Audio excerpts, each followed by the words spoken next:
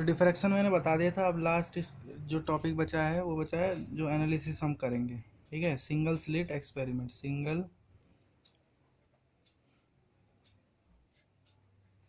Experiment. इसमें 2 slit क्यों नहीं है? क्योंकि यहाँ सुपरपोजिशन हम नहीं करा रहे हैं इस वजह से। ठीक है, तो ये कोई सोर्स है एस और एक ही स्लिट है, ये स्क्रीन है। इसका नाम ए बी और ये इसका मिड पॉइंट है ए बी का। ये ए पॉइंट यहाँ है, बी पॉइंट ये, और ये मिड पॉइंट एम। ठीक है, अब ये सोर्स यहाँ पे आएगा और किनारे से क्या करेगी लाइट, ऐसे जाएगी।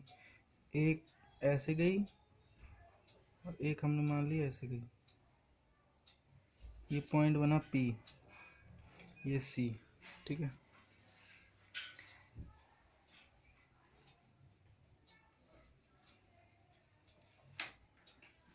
देखो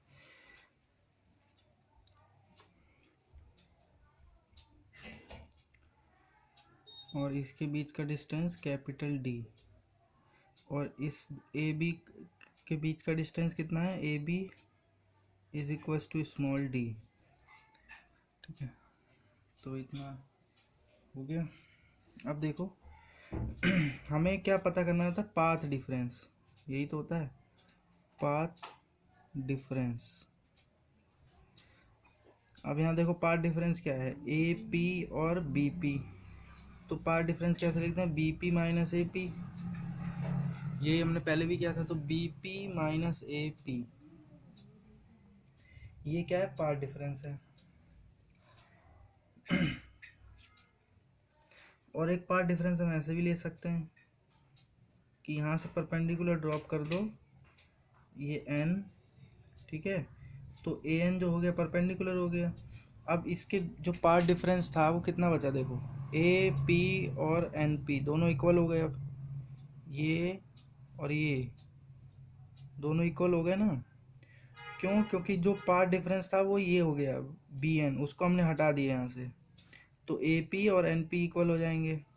ठीक है, और पाथ डिफरेंस क्या रह जाएगा, बी एन। तो पाथ डिफरेंस क्या हो जाएगा, B N, B P minus A P is B N.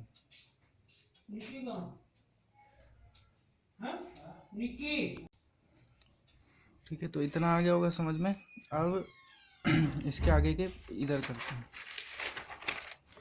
देखो यहाँ पे हम ट्रायंगल ले रहे हैं, in triangle A B N. ये देखो, ये अगर हम इसको डॉटेड लाइन से बना दे तो ए बी और एन, ये ट्रायंगल हो गया एक ए बी एन। एन हमने परपेंडिकुलर ड्रॉप किया था यहाँ से, तो ये तो बनेगा 90। ठीक है,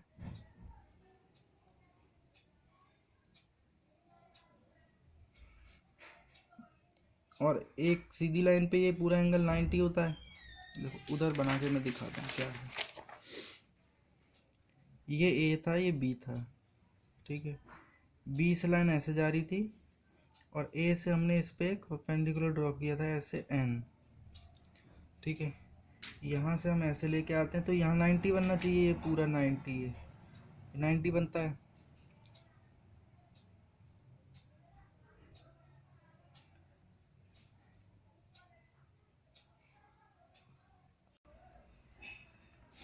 देखो यहाँ पे अगर हम ऐसे परपेंडिकुलर ड्रॉप कर दें इधर, हमें ये वाला एंगल निकालना है।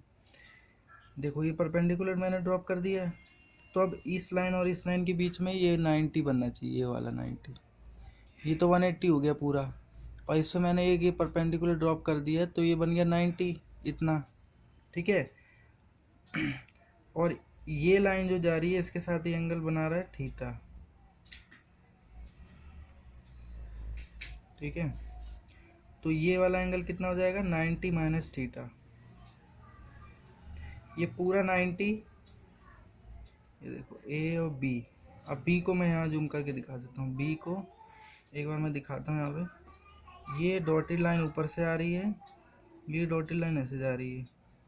ठीक है, इनके बीच में बन रहा है 90 ये।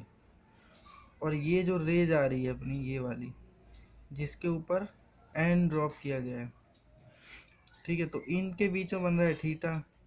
तो ये वाला एंगल कितना बनेगा, ये वाला, तो ये 90 में से थीटा माइनस कर दो, ये बन जाएगा 90 माइनस थीटा, ठीक है, 90 माइनस थीटा। अब इसका नाम क्या था, ये था एंगल ए बी पी। तो angle A B P is equals to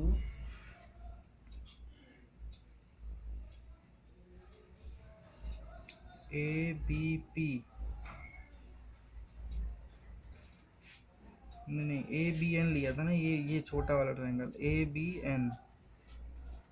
तो ए बी एन कितना हो गया, देखो कॉस ले लो, इसका थीटा का कॉस ले लो, ये तो कॉस 90 माइनस थीटा। तो कॉस लेंगे तो क्या बनेगा, देखो थीटा के सामने परपेंडिकुलर, और ये बेस, और ये हाइपोटेनियस, तो बेस अपॉन हाइपोटेनियस, तो ए बी क्या कुछ गड़बड़ होगी, कॉस क्या होता है,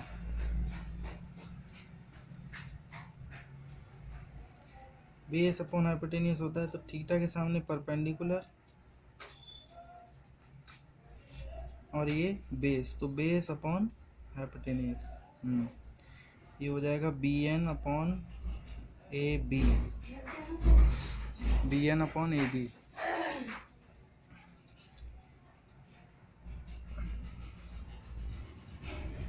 कॉस 90 माइनस थीटा कितना होता है, साइन थीटा, और B N upon A B, और ए बी क्या है, डी है, small D, D sine theta is B N, ठीक है, बी एन हो गया। बी एन ही क्या है, हमारा पाथ डिफरेंस, ठीक है। तो डी और साइन, जब थीटा जब बहुत स्मॉल है तो साइन थीटा को क्या ले सकते हैं, थीटा, तो D theta is equals to path difference, path difference. देखो हमने क्या किया यहाँ पे, ये ट्रायंगल लिया है ए बी एन, ठीक है, ए बी एन ट्रायंगल लिया। अब इसमें ये वाला एंगल हमने निकाल लिया था, कितना आया था, 90 माइनस थीटा, तो इसका हमने कॉस ले लिया है, ठीक है, कॉस ले लिया तो क्या हो जाएगा, दिस अपॉन दिस, तो B N upon A B. अब क्या किया है यहाँ पे, B N upon A B, अब ए बी क्या है, ए और बी, ये स्लिट की विड्थ तो है डी, पीछे बताई थी जो, तो बी एन को हम डी पुट कर, ए बी को हम डी पुट कर सकते हैं, तो ये इधर चला गया, और साइन थीटा मतलब थीटा बहुत स्मॉल है, साइन को हटा दिया, डी थीटा हो गया।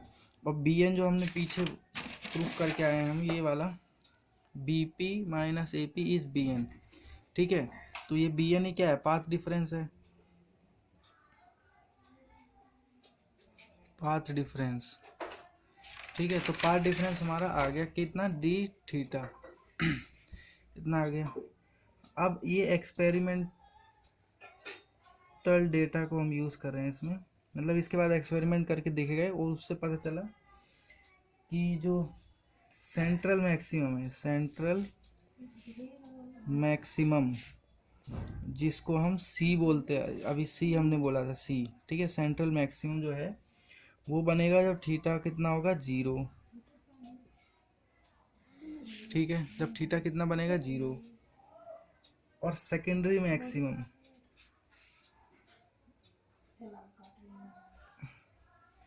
सेकेंडरी मैक्सिमम, सेकेंडरी मैक्सिमम मतलब जो सी के बाद जो ऊपर मैक्सिमम बनते जाएंगे ऐसे, मतलब सी के बाद जो ब्राइट फ्रिंज बनेगी, मैक्सिमम मतलब ब्राइट, तो सेकेंडरी ब्राइट जो सी के ऊपर बनेगी, सी तो फर्स्ट हो गई, उसके बाद जो सेकेंडरी बनेंगी, ठीक है, उसका बताया जो थीटा आएगा वो एक जो हम यूज़ कर सकते हैं approx 2n+1 lambda upon 2d। ये थीटा की वैल्यू एक्सपेरिमेंटली निकाली गई है, ठीक है, कि इस थीटा की वैल्यू अगर हम ये पुट करेंगे तो हमें ब्राइट फ्रिंज मिलेगी, ठीक है, ब्राइट मिलेगी।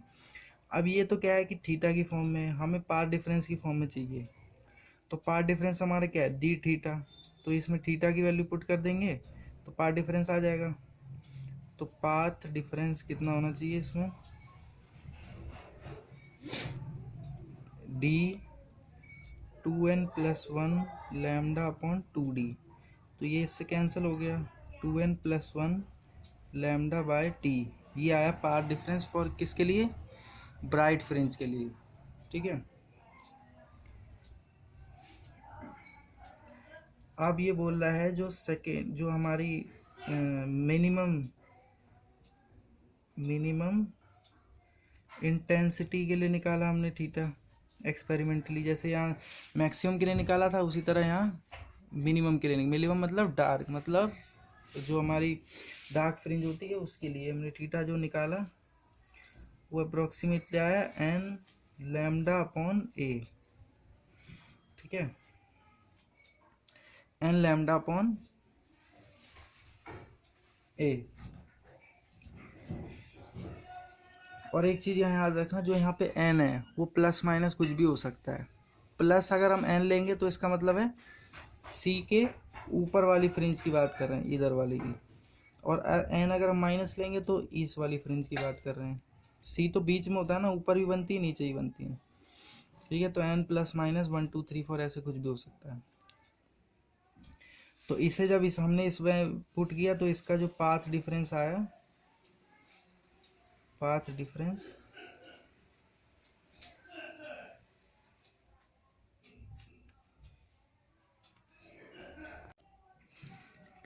इसका कितना है, n लैम्डा, ठीक है, n लैम्डा। ये किसके लिए है, ये ध्यान रखना, ये डार्क के लिए है और ये ब्राइट के लिए है, ठीक है। अब इसमें हमने एक चीज़ देखी कि इंटरफेरेंस में इसका उल्टा था, जहाँ पे ब्राइट फ्रिंज बन रही थी वहाँ पे पाथ डिफरेंस कितना था, n लैम्डा, और जहाँ पे डार्क बन रही थी वहाँ ये था सेम। तो डिफ्रैक्शन में क्या हो जाता है, उसका उल्टा हो जाता है, ठीक है। ये हमेशा ध्यान रखना, जो फॉर्मूला वहाँ पे ब्राइट के लिए था वो यहाँ डार्क के लिए होगा, और जो डार्क के लिए था वो ब्राइट के लिए हो जाएगा, ठीक है।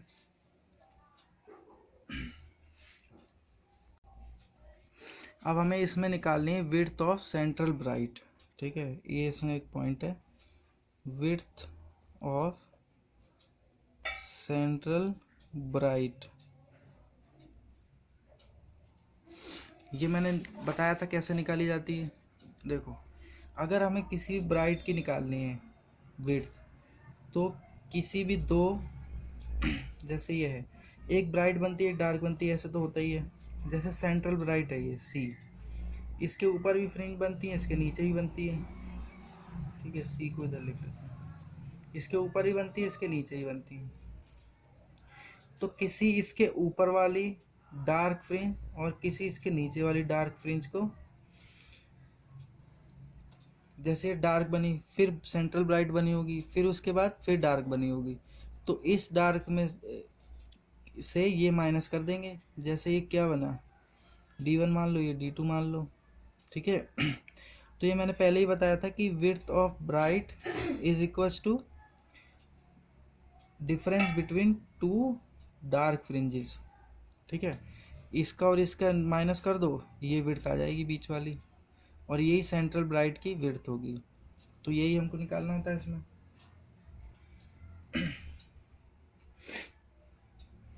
अब जो हमारा वो था डायग्राम,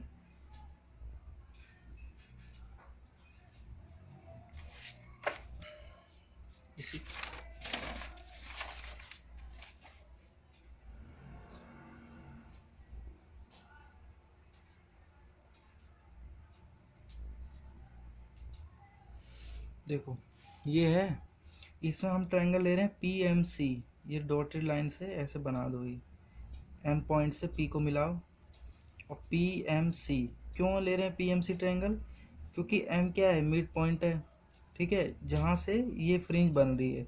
तो PMC, और P क्या है, जो भी हम डार्क फ्रिंज मान के चल रहे हैं, क्योंकि ये तो सेंट्रल ब्राइट की निकालनी है तो डार्क मान के चलेंगे इसे। तो PMC ट्रायंगल हम ले रहे हैं, इसमें tan थीटा लेंगे हम, ठीक है। थीटा कहाँ बन रहा है, ये वाला, ये थीटा, और PMC में थीटा लिया हमने। एक बार मैं यहाँ बना भी देता हूँ,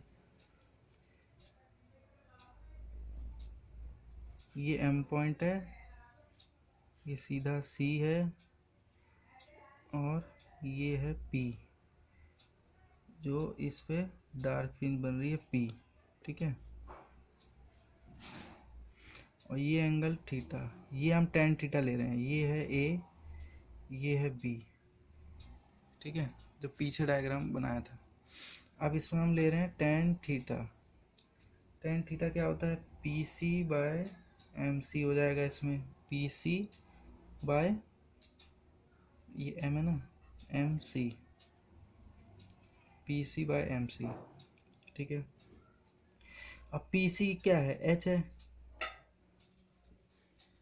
हाइट है ना डार्क फ्रिंज की, तो H, और MC क्या है, D है, और थीटा अगर स्मॉल है तो tan थीटा को थीटा लिख सकते हैं, तो H/D, ठीक है।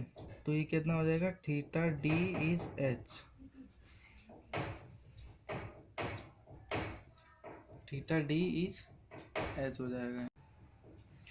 तो H क्या है, ये ऊपर वाली डार्क की हाइट है C से, ठीक है, और नीचे वाली डार्क की हाइट कितनी होगी, H ही होगी, ये, ठीक है, P' मान लो। हमें क्या निकालना था, ये इस डार्क और इस डार्क के बीच की डिस्टेंस ये वाली, तो हमने यहाँ पे ट्रायंगल लगा के यहाँ पे tan थीटा ये वाली हाइट निकाल ली। अब दूसरी जो नीचे वाली डार्क होगी वो भी इस हाइट पे ही होती है, तो इसको क्या कर देंगे 2h, ठीक है। तो यहाँ 2 लगाएंगे तो ये भी 2 हो जाएगा, क्यों, क्योंकि हमें दोनों के बीच का डिस्टेंस ये अभी आधा ही मिला है हमें, तो आधे को डबल कर देंगे तो पूरा मिल जाएगा। ये C है ये, ठीक है। तो 2 थीटा D इज 2h, और यही क्या है, विड्थ है इसकी सेंट्रल ब्राइट की, ठीक है, सेंट्रल ब्राइट फ्रिंज की विड्थ ये पूरी ये आई है। अब हम वही अपना फॉर्मूला दोबारा से यूज़ करेंगे जो हमने निकाला था, क्या था वो, D theta is path difference, यही होता है, ठीक है। D theta is path difference, और थीटा क्या हो गया, path difference bye D, small d। अब इस थीटा को यहाँ पुट कर दो तो क्या आया, 2 इंटू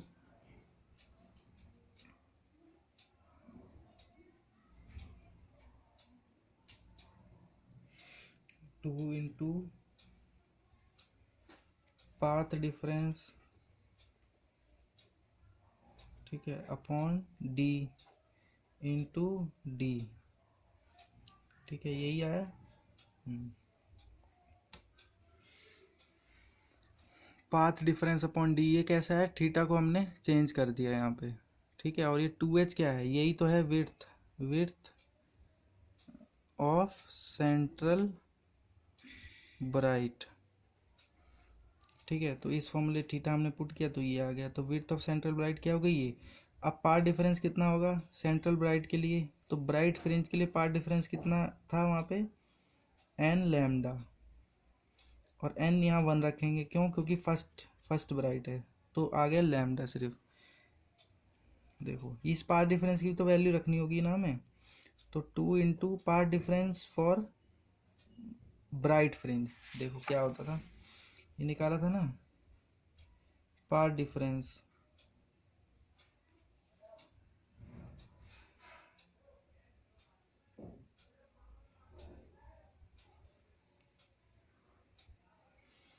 पाथ डिफरेंस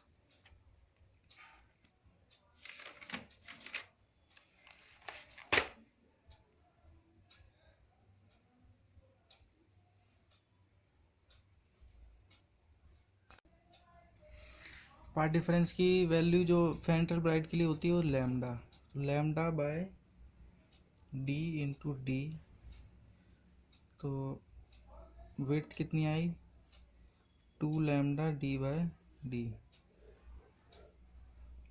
यहीं तक था ये, ठीक है।